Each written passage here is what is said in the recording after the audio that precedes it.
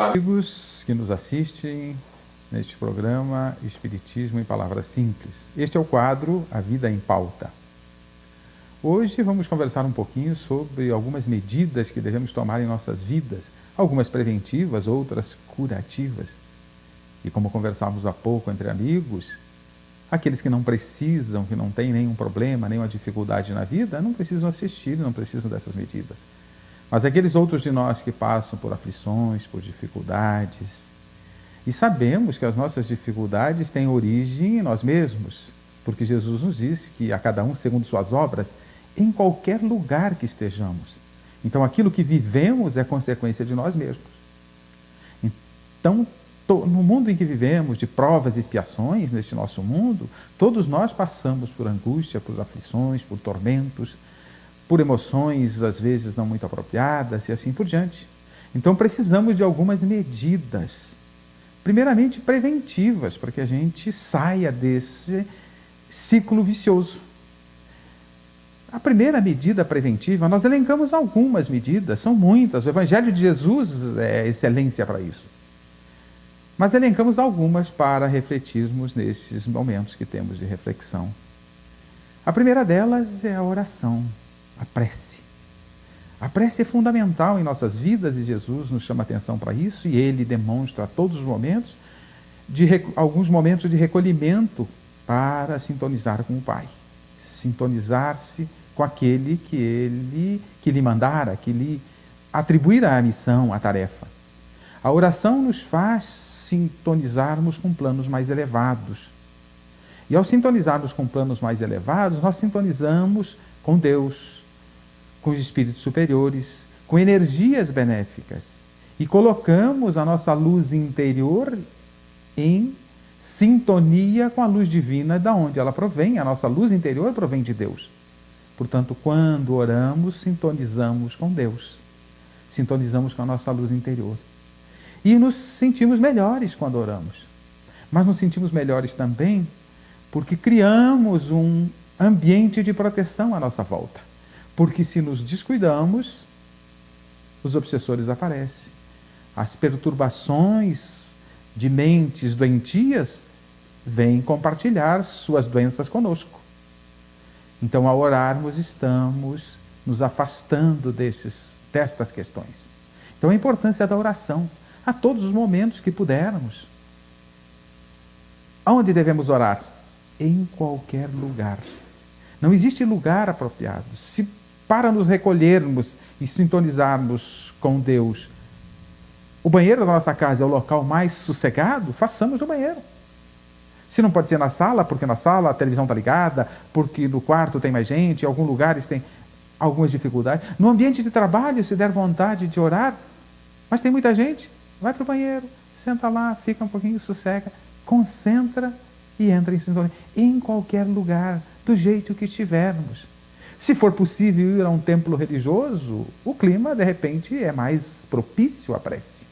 Portanto, orar é a medida preventiva para nos desvincularmos, nos desembaraçarmos dessas nossas mazelas do dia a dia. A outra medida preventiva que sugerimos é a vigilância. Vigilância em quê? Vigilância nos nossos atos. Porque se nós somos os artífices do nosso futuro, e nós vivemos aquilo que plantamos, a cada um segundo suas obras, nos referimos a isso há pouco, então nós somos o produto das nossas ações. Então nós temos que vigiar as nossas ações, as nossas atitudes. Orai e vigiai. A vigilância. O Evangelho segundo o Espiritismo nos propõe que reconhece-se o verdadeiro espírita pela sua transformação moral e pela luta que trava contra as suas próprias imperfeições. Então, para travar uma luta contra as nossas imperfeições, precisamos estar vigilante quanto às nossas ações. Em que direção elas estão? Na direção do bem, e vão nos trazer consequências amargas, consequências saudáveis, ou na direção equivocada, que nos traz consequências equivocadas, amargas. Onde estão os nossos cuidados? Esse cuidado deve ser permanente. Orar e vigiar deve ser permanente. E nessa direção de vigiar também devemos buscar harmonia no nosso pensar, no agir e no conviver. se pararmos para refletir um pouquinho, tudo o que praticamos nasce no pensar. Portanto, o cuidado com o pensar. Além do que, o pensamento é energia vibrante que se espalha pelo universo. O que estamos jogando no clima da Terra, na psique da Terra, com os nossos pensamentos? No agir, a partir do pensamento, nós temos as nossas ações. Vamos vigiar e cuidar, buscar ser harmônicos nas nossas ações, que elas sejam condizentes com os ensinamentos de Jesus. E, consequentemente, caminhamos do pensar e do agir para o nosso conviver. Como é o nosso conviver? Como é que estamos convivendo com aqueles que estão à nossa volta?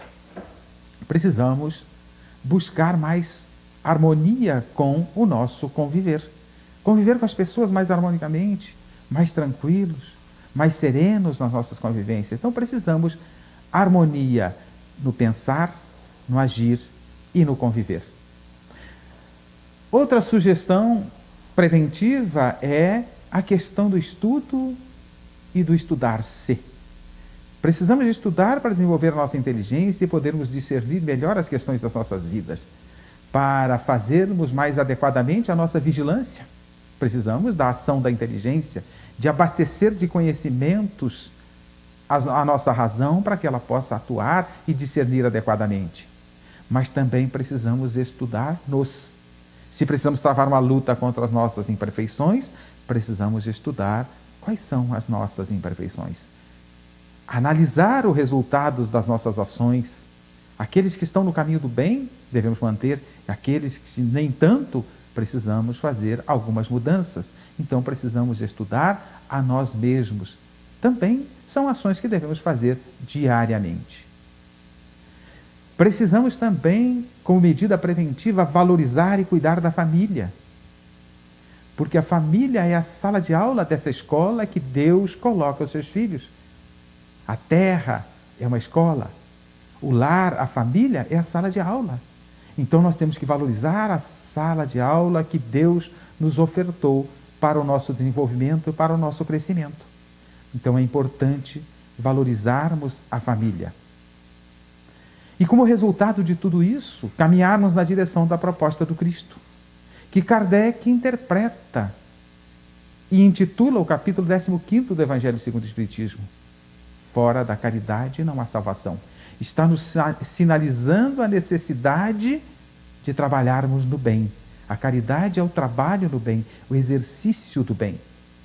Então precisamos trabalhar no bem, colocar para fora o nosso entendimento mais profundo da vida e do Evangelho de Jesus, porque esse entendimento sem a prática, sem o exercício, pouca utilidade tem.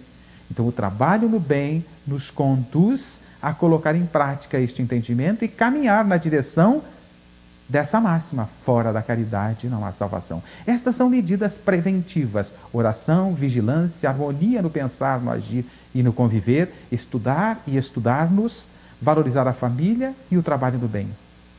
Mas precisamos essas são medidas preventivas, mas precisamos de medidas curativas, porque somos doentes da alma. Se ainda passamos por aflições, angústia, tormentos, é porque ainda padecemos de conflitos internos. Estes conflitos internos são as nossas patologias internas. Então precisamos de medidas curativas. E vou apresentar a proposta de Manuel Filomeno de Miranda, que nos diz como medida curativa para todos os nossos males a conjugação dos verbos amar, servir e perdoar em todos os tempos e modos. Amar, servir e perdoar em todos os tempos e modos. Será que está em ressonância, em concordância com o Evangelho de Jesus? O convite que Jesus nos faz é para o amor. E o amor útil, o amor que serve, o amor que auxilia, o amor que ampara. E, essencialmente, não dá para sermos caridosos, amorosos, se não perdoamos os nossos irmãos daquelas ofensas que porventura cometam em relação a nós. Portanto, amar, servir e perdoar em todos os tempos e modos é a medida curativa para todos os nossos males. continue assistindo o nosso programa Espiritismo em Palavras Simples.